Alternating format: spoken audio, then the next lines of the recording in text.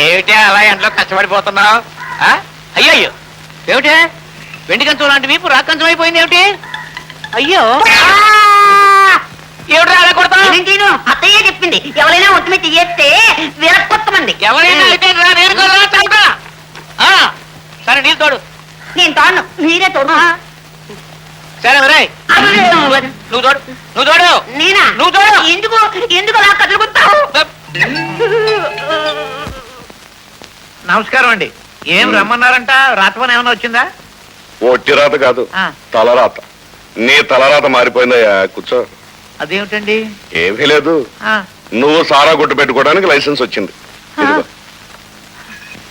Licence వచ్చింది బాగానే ఉందండి, మరి కొట్టు పెట్టుకోవడానికి చోటుకే కరువయ్యా. దేవుడి సత్రం ఉందిగా, అందులో పెట్టే. అయ్యో బాబోయ్, దేవుడి సత్రంలో సారా కొట్టు పెడితే ఊళ్ళో వాళ్ళు నా తల తీసి మొలేస్తారండి.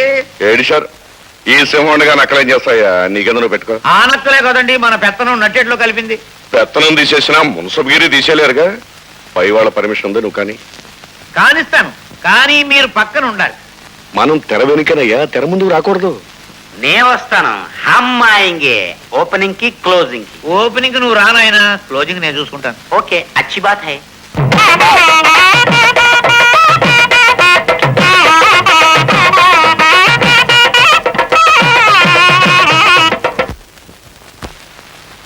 మందు మహానుభావులందరికీ నా వందనాలు. పరుగురులోనే తప్ప మన ఊర్లో సారా కొట్లేనందువల్ల మనం చాలా ఇబ్బంది పాలైపోతున్నాం. అంచేత మాకు ఒక మంచి సంకల్పం కలిగింది. ఏమిటంటే మన వాళ్ళ మర్యాదను కాపాడడం కోసం అయితేనేమి, ఏదో నాకు 2 డబ్బులు వస్తాయనేటువంటి స్వార్థం చేతనైతేనేమి, ఏ కారణంగానైనా మొత్తానికి సదుద్దేశంతో నేను ఈ పాఠశాలను ప్రారంభించానని చెప్పి మనం చేసుకుంటున్నాను. ఇకపోతే మా నరహరి గారు ఈ పాఠశాలని ప్రారంభిస్తారు.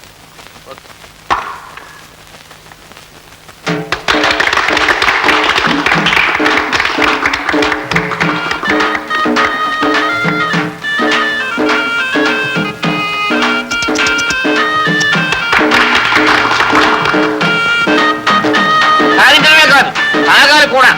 తొలికాసు మీరే పుచ్చుకోవాలి. సింహపిల్ల గడ్డి తింటుందా? ఘాస్ ఖాతా హై. పెద్ద సింహం మీ నాన్నగారు అప్పుడప్పుడు తీసుకుంటుంటారు బాబు. అయితే ఓకే.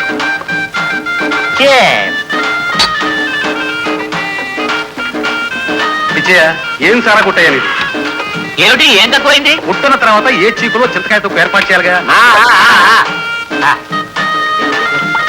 ఉదర్ దేఖో దట్ పూజారి గిన్నెలో వాట్ హై? ప్రసాదం బాబు.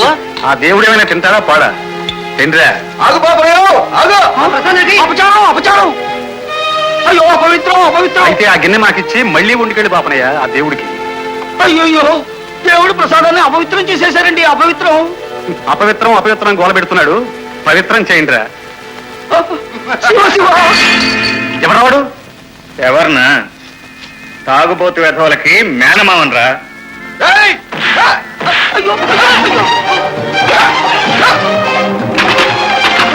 ఇక్కడ ఉంటే మన పరువు కథం. ఏదో భాగ్యాంగి.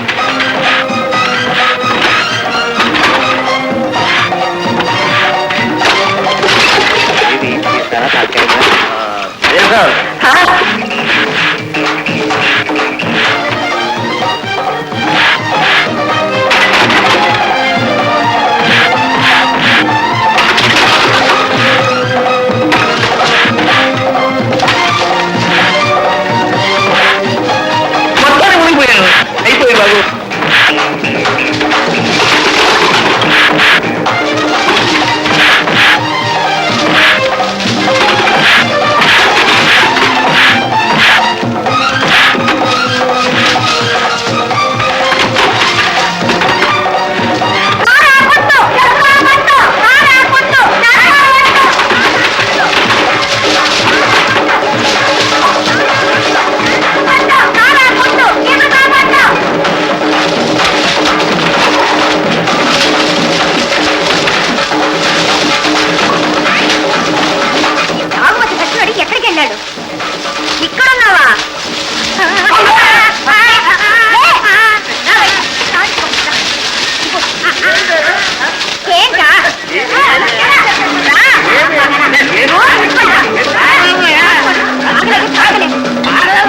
సార్ ప్రతి ఊరి ఆడవాళ్ళు ఇలా తిరగబడితే మన దేశంలో ఈ దరిద్రమే ఉండదు రండి. సముద్రపు నీళ్ళన్నా తోడొచ్చేమో కానీ